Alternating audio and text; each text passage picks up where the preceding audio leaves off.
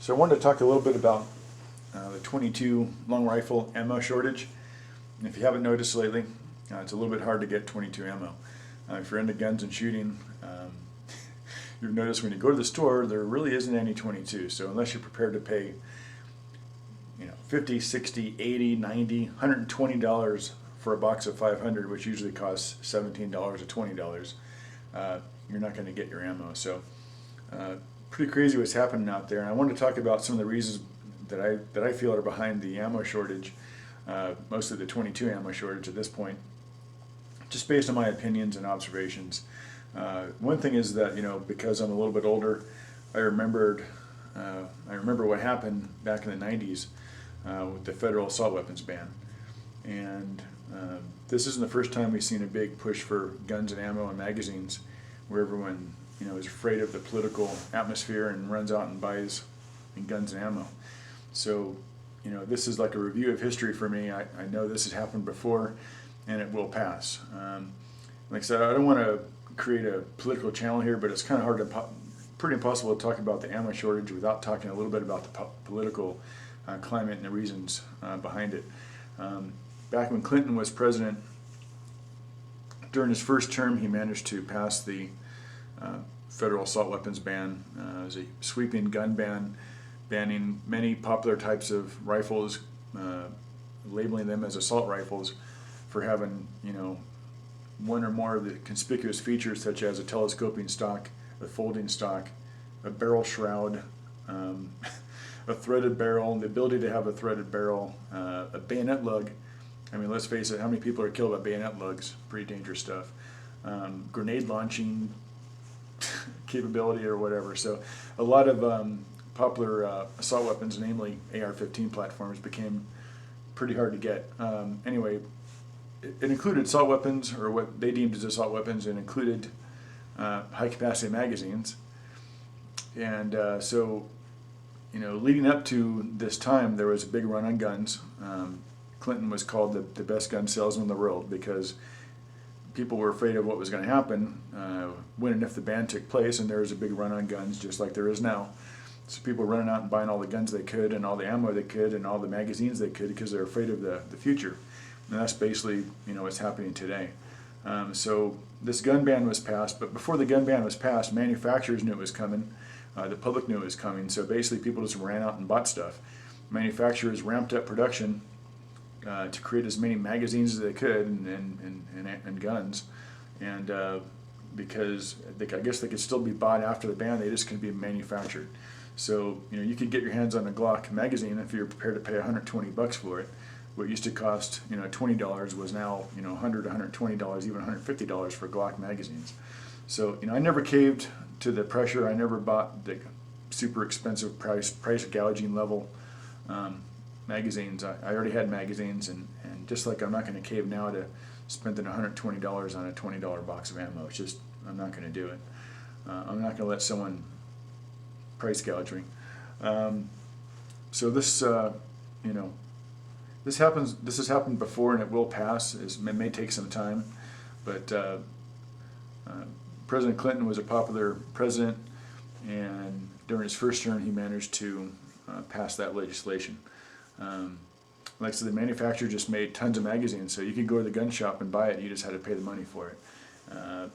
The gun ban came about in 1994, and it sunsetted, had a sunset clause, and it basically ended in 2004. So it lasted 10 years. And after it sunsetted during George Bush, manufacturers started making AR-15s and stuff again, and it became very popular. High-capacity magazines came back. Guns with threaded barrels and all that stuff came back. So, there was a push during Clinton's second term to push further gun legislation, but there was a big outcry from the public, and some of the politicians who helped Clinton pass those bans lost their job. So the NRA targeted those congressmen and senators that supported the bill, and they were ousted on the next term.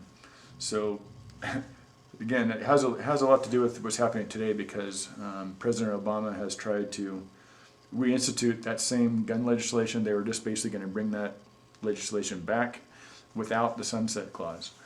And I think politicians remember what happened the last time, and so it didn't meet with enough support.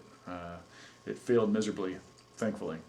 But because of that, because of the push for gun control, and because of the political climate and uncertainty before Obama was elected, during his election, and certainly the second term, people have ran out and bought these guns and ammo and magazines, again, not knowing what the future was going to hold. So, there's been a few runs that kind of, there's some panic, and then it kind of gets back to normal, and then there's another situation that creates more panic.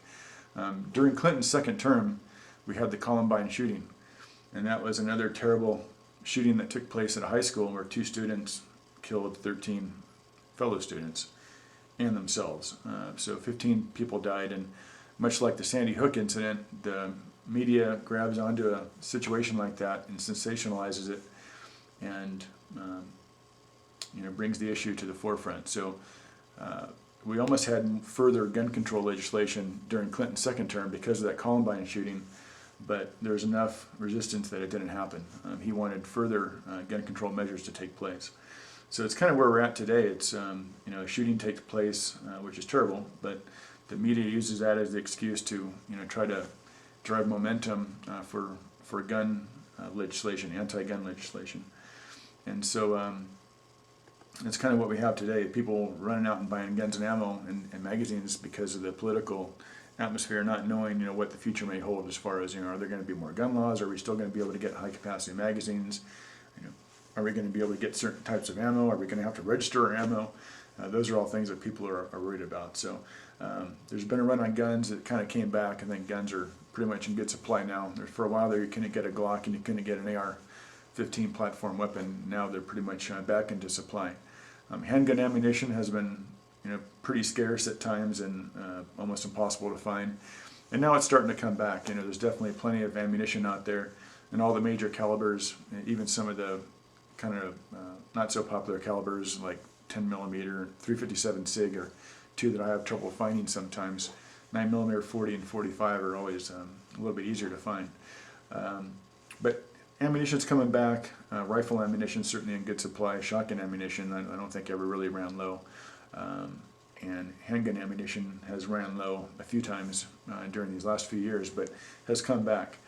So I think one of the reasons for the 22 shortage is that because ammo got so scarce and hard to find and expensive, that people were running out and buying 22 instead. And so for 500 rounds of 22, it was only like $20. Most people can afford to get 1,000 or 2 rounds of 22, but to get 1,000 or 2,000 rounds of 9 millimeter would be pretty expensive and pretty hard to do. Most people can't afford that. So I think 22 kind of became the go-to caliber. A lot of people started buying 22 just so they could have something. So I think that's part of it. Just the because of the scarcity of ammunition and the cost factor raised the popularity and the demand for 22. And then other factors too. I think just the shooting sports in general have become pretty popular in the last few years. There's all kinds of prepping shows and doomsday prepping shows and things like that. So prepping has become popular. The survival shows have become popular, and the gun shows have become popular. And instead of trying to find programming with about guns on sort of obscure hunting channels, you can find it on Discovery now. So there's at least 3 or 4 shows I think that I know of that feature gun shops that custom make guns and modify guns and so on. So it's become much more mainstream. And so I think the shooting sport and collecting guns and shooting guns has become more popular in the last few years, even among all this political pressure for gun control. On top of that, I think there's been a lot of platforms lately, in the last few years, that have become more popular. People are realizing that I can get a 22 conversion for my AR-15 and shoot 22 a lot less expensively than I could with my 223. So there's been some very popular 22 conversions for AR platform guns out there. There's plenty of really good standalone AR platforms in 22 caliber. There's popular tactical type handguns that have become really popular. The Walther P22. the Ruger SR22, Smith & Wesson M&P 22. Those are just three examples of guns that become really popular because they have a tactical appeal to it, and it seems like the tactical type weapons are what's becoming popular. People want that tactical gun, and they want to get it now before it becomes hard to get in the future. So I think that's another reason why the 22 has become really popular, just overall popularity in guns. The platforms that are now available they have this tactical coolness factor to it. It's even called Tacticool. That's kind of led to the popularity of the 22s. But hopefully the shortage doesn't last forever. I mean, there's other people that are profiteering on this. They're going out, waiting in line and getting these 22 rounds as soon as it hits the shelf, and then they turn around and sell it online for a handsome profit.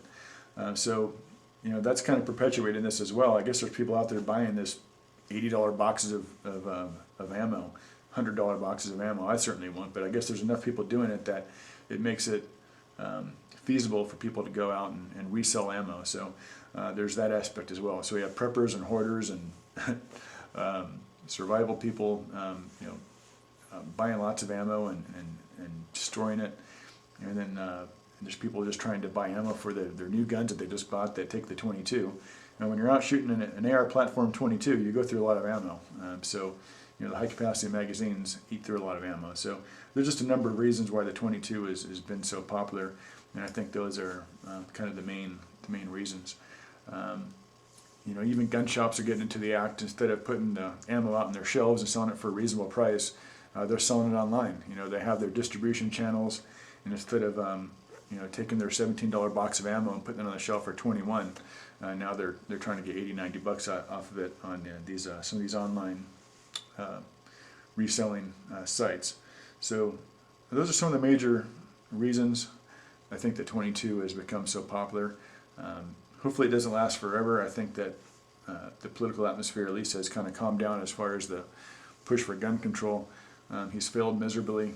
Dianne Feinstein has failed miserably once again, and I don't think she's going to get her way. So right now, I don't think there's too much to worry about as far as gun control, and the ammo has come back. Hopefully 22 comes back, and I expect to see a change within 6 months.